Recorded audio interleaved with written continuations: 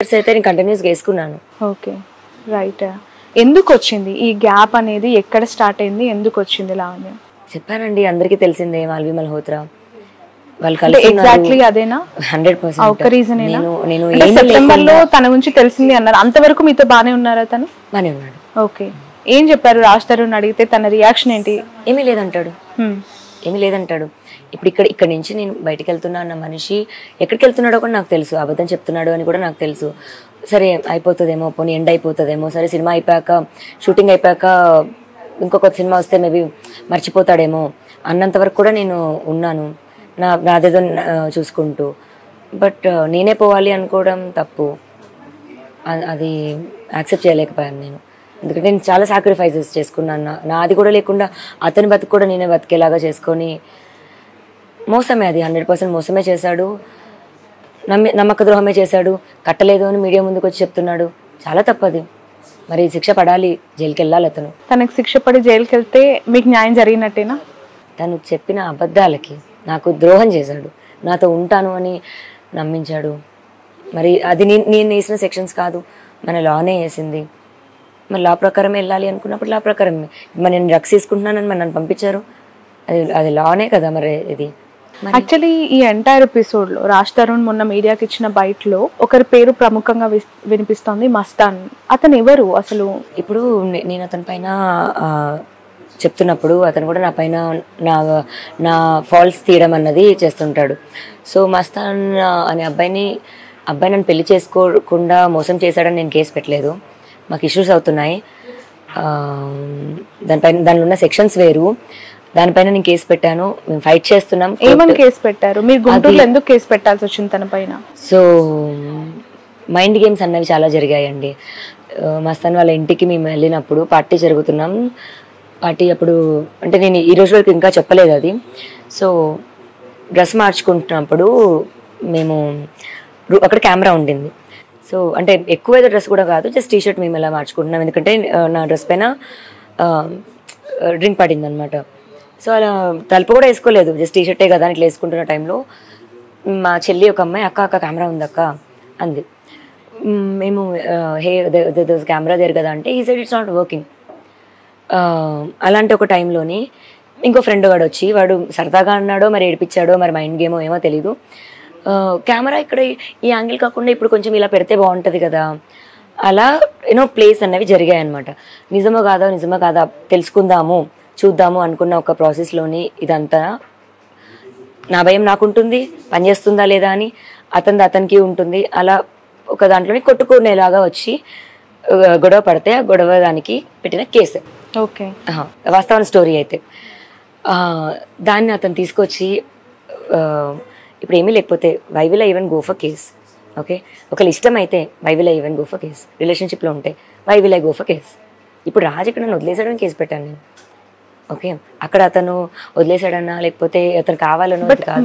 But మస్తానికి మీకు ఒక illegal FIR ఉందని రాజ్ తరుణ్ ఎలా చెప్తూ ఉన్నారు? ఆ కేసు కూడా అందుకే పెట్టారు, పెళ్లి చేసుకోలేదని కాబట్టి. లేదు ఇన్ దట్ కేసు మళ్ళీ ఇతను ఎందుకు అడుగుతున్నాను అంటే ఇప్పుడు మస్తాన్ వదిలేసాడు నన్ను, తప్పు అది కాదు.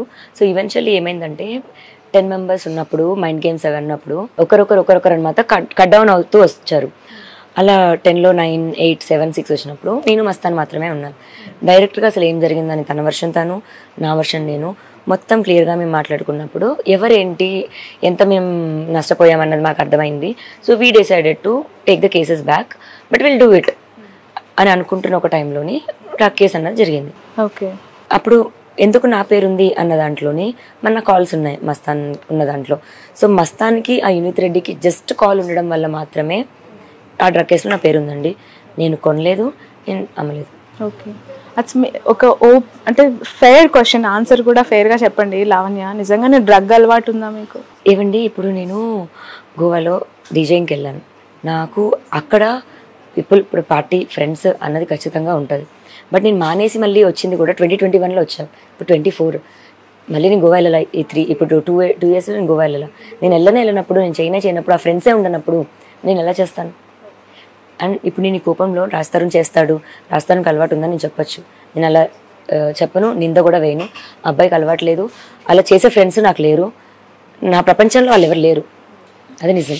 ఓకే, బట్ చెయ్యని ఈ నేరానికి, చెయ్యని మీ ఇన్వాల్వ్మెంట్ లేని మరి ఏం చూపిస్తాడు ఇప్పుడు? మిమ్మల్ని ఎందుకు అంత బలి చేసి A7 A9 గా మిమ్మల్ని A11 గా నేను A9 గా మస్తాన్ని పెట్టి అన్ని రోజులు జైల్లో ఉంచి. సో ఇప్పుడు మస్తాన్ అనే అతను ప్రభాకర్ రెడ్డి గుంటూరు నివాసులు అండి. వాళ్ళు ఫ్రమ్ గుంటూరు. వాళ్ళు ఫ్రెండ్స్ అయి ఉండొచ్చు, వాళ్ళు ఇంకేదైనా అయి ఉండొచ్చు. మరి వాళ్ళు దొరికారు అన్న దాంట్లో మస్తాన్ పాత్ర ఉందో లేదో నాకు తెలియదు, నాదైతే లేదు. అక్కడ మేము ఒకటేసారి కలిసి వాష్ చేసుకుందాం అనుకున్నాం. నేను కూడా ఒకటే లాయర్ని పెట్టుకుంటాను అని మేము మాట్లాడుకోవడం జరుగుతుంది. అతని కేసుది ఒకేసారి తీపిచ్చేద్దాము, ఒక ఫ్లోలోనే వెళ్దాము అనుకుంటున్న ప్రాసెస్ అది. అండ్ రాజు ఇప్పుడు ఏం చూపిస్తున్నాడు? ఆల్రెడీ ఒక కేసు అయిన మస్తాన్ది చూపిస్తున్నాడు, ఆల్రెడీ నా డ్రగ్ కేసు చూపిస్తున్నాడు. అవి ఆల్రెడీ అయింది, పనిష్మెంట్ తీసుకున్నాం, జైలు కూడా వెళ్ళొచ్చాను నేను. ఏమైనా ఉంటే కోర్టు చెప్తుంది. మళ్ళీ అది కొత్తగా ఇతను చూపించేది ఏంటి? ఆ ఇష్యూ ఏమైనా గ్యాప్ క్రియేట్ చేసిందా? లేదండి, 100% కాదా? ఓకే, మాల్వి మల్హోత్రాని మీరు కాల్ చేసి రిటర్న్ చేశారా? ఆవిడ మిమ్మల్ని కాల్ చేసి రిటర్న్ చేసిందా? ఈ అటు నుంచి ఇటు నుంచి అటు ఈక్వలెంట్ వైబ్రేషన్ ఏమీ లేకుండా నేను ఆమె రిటర్న్ ఎందుకు చేస్తాను? ఫస్ట్ నేను మాట్లాడడం జరిగింది, వద్దు అని చెప్పడం జరిగింది. ఆమె ఏమీ లేదని అనేది నాకు స్లోగా కాల్ రికార్డ్స్ ఇవన్నీ దొరికేది. అసలు నేను మాట్లాడనే లేదు, ఎగ్జాంపుల్ నేను మాట్లాడనే లేదు అని అంటది. అతని ఫోన్లో ఇప్పుడు మాట్లాడుతున్నప్పుడు ఫోన్ మాట్లాడుతున్నాడు, వెంటనే తర్వాత నెంబర్ డిలీట్ చేయడము, అలా డౌట్ అలా వస్తుంది కదా స్లోగా. C we can catch them, you know it. అట్లా దొరికేసేవాడు. అబద్ధాలు చెప్పుకుంటూ వాళ్ళ ఊబిలో వాళ్ళే పడ్డారు. కొట్లాడేది నాతో, ఏమి లేదు అని కొట్లాడేది, ఉంది అని నేను చూపించేదాన్ని. ఇంకా అలా స్టార్ట్ అయింది, మాకు థ్రెట్ లాగా అయింది ఇంకా. And she told me that ఇంకా నేను వదలను అబ్బాయిని అని. ఆమె ఎవరు అసలు వదలకపోవడానికి? అప్పుడు రాజ్ తరుణ్ మీరు అడగాల్సింది కదా, తనని కాదు కదా మీరు. అంటే అయిపోయింది కదా, it was open again. So ఇప్పుడు ఏం కోరుకుంటున్నారు లావణ్య మీరు? అంటే రాజ్ తరుణ్ ని కావాలి అని అనుకుంటే అతను ఖచ్చితంగా మొన్న ఇచ్చిన బయటలోనే క్లారిటీ ఇచ్చారు మీకు.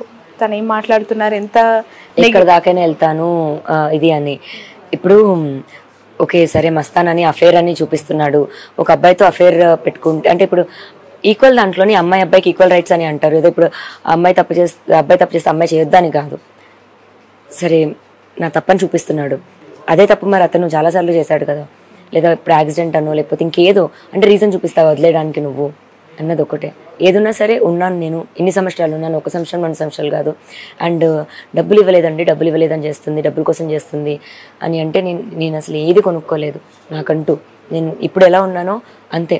పోనీ అది కాకుండా లావణ్య ఇంకోటి వెనక ఉంది, ఇప్పుడు మీకు అపియరెన్స్ కనిపించేది అమ్మాయి కాదు ఇంకోటి ఉంది అని మీరు నేను తెలిసిన వాళ్ళు ఎవరిని అడిగినా నేను రెడీ దానికి.